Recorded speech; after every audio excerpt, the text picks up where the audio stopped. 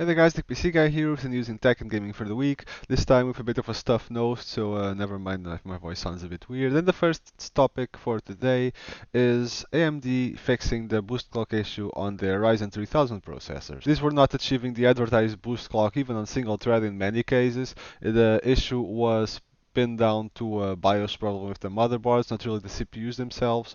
And on the latest BIOS update, AMD has fixed the issue, and you can expect a boost of up to 5% in single core performance, and not much of a change in multi-thread or multi-core applications, so it's mostly a single core thing.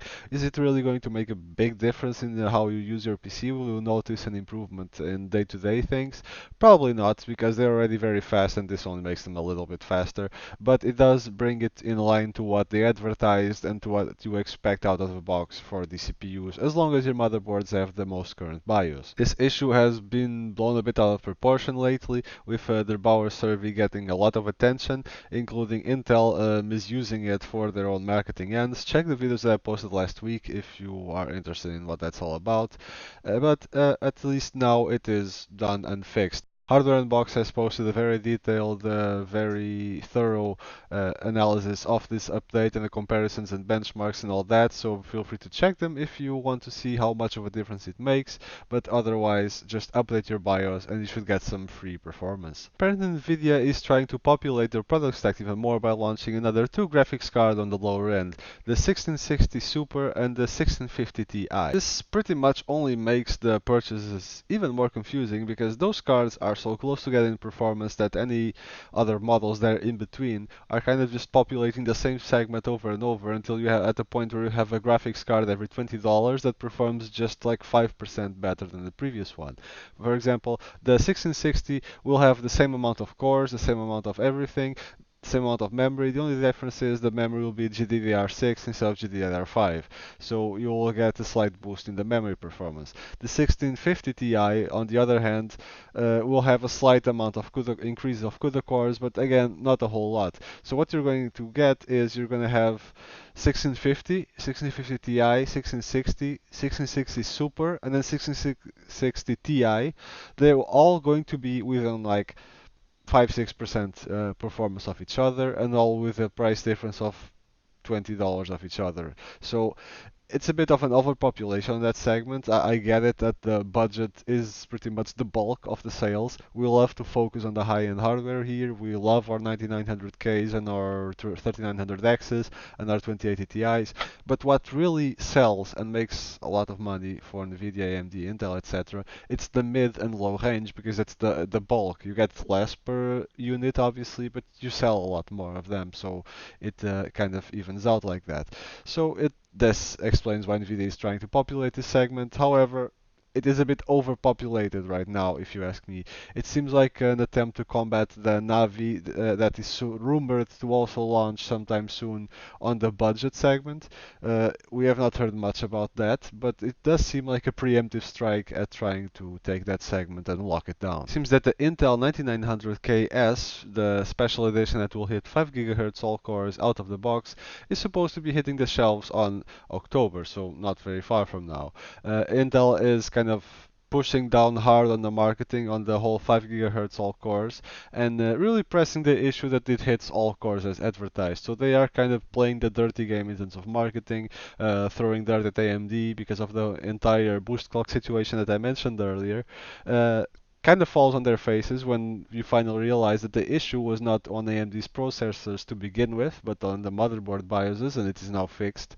So it's yeah, it's a very poor thought of marketing, but like I said, and like I said previously when I addressed the Intel marketing with the whole survey thing on the video last week, it's a bit of a desperate marketing tactics because they don't have anything to really combat AMD as far as innovations that AMD has brought to the table and their performance.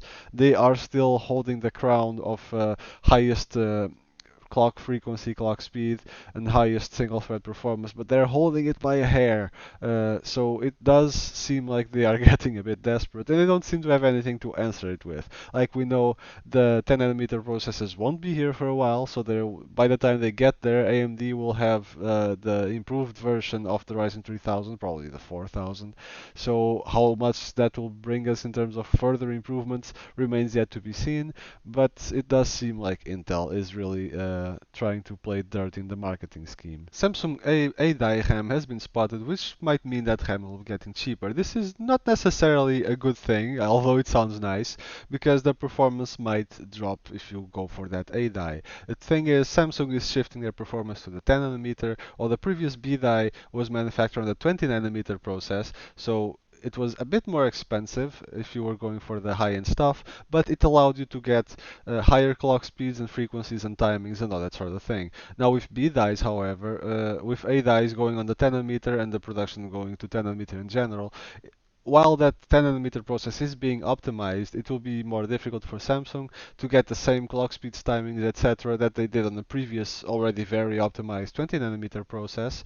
So if you are going for the very, very best performing RAM, it might be in for a bit of a price hike. However, in general, altogether, the RAM will probably suffer a price drop because 10 nanometer will be cheaper to produce and they'll be able to pack more RAM in one stick than previously. So in that aspect, RAM will be getting cheaper. However, the high-end stuff might be difficult to get or more expensive, at least in the near future, while the process is still being optimized. Now, in a couple of gaming news, Sony has come out, or well, an employee of Sony has come out on Twitter with the groundbreaking revelation that the X on the controller is not an X, but it is officially a cross, not an X. His logic is that you have triangle, circle, square, so they're all shapes, and the other one is a cross, and not an X, because otherwise the circle, you would call the circle an O.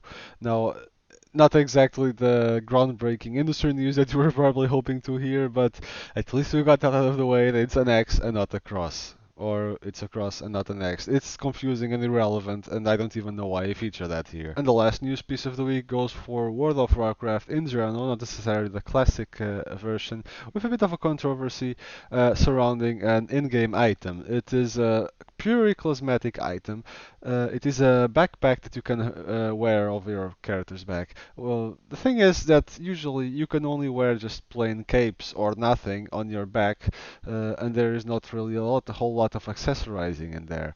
Now, the backpack has been something that a lot of people have asked over the years to, diversify the look of their characters, roleplay if they're into that, and not only backpacks, but things like arrow quivers, weapon holsters, anything to like customize your character a bit and make it stand out and you can personalize it to your own thing. People have been asking for that a lot, and there has been next to nothing on that department as far as customization goes. Now, this item is finally arriving in game. However, Blizzard decided to lock this item behind a wall, which is the recruit a friend. You have to recruit someone. That person has to buy the game, play at least a month or two, and then you get those rewards for recruiting those people. Now, it is a highly sought after item that people have been waiting for forever, and they lock it behind what is basically a paywall because, well, you can always recruit an actual friend, but for a lot of people, not everyone has friends lying around. Most people don't have friends that are willing to buy a game and play 2 months just so you can get an item.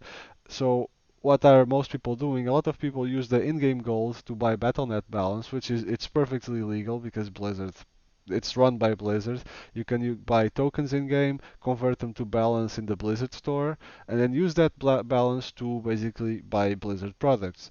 So you can basically buy another copy of the game with your Battle.net balance and pay the subscription and basically refer yourself on a second account and get the rewards like that. It's costly, it costs a lot of in-game currency. However, it is a way that people are actually going to try to get it. Now, this is a workaround, but it does not really focus on the biggest issue, which is interesting, new and exciting items that have been for long asked for by the community being locked behind either things like this or the in-game store where you actually, for microtransactions buy stuff like mounts, pets, etc. You also see that happen with the more elaborate, nicer looking mounts. A lot of them go to the store and you get the crappy recolors in game. Uh, it's a bit of an issue, and I do agree that the in-game things should be focused on first and given priority before actually starting to shove them into stores and paywalls like this. This has been Attic PC Guy. I hope your Ryzen 2000 processors are running better now after the update. If you have them, if you don't, well, I guess it does not affect you at all. I'll see you guys next week. Hopefully, like and subscribe if you enjoy the content and would like to see us grow and improve the channel. I'll hopefully see you next time and have fun.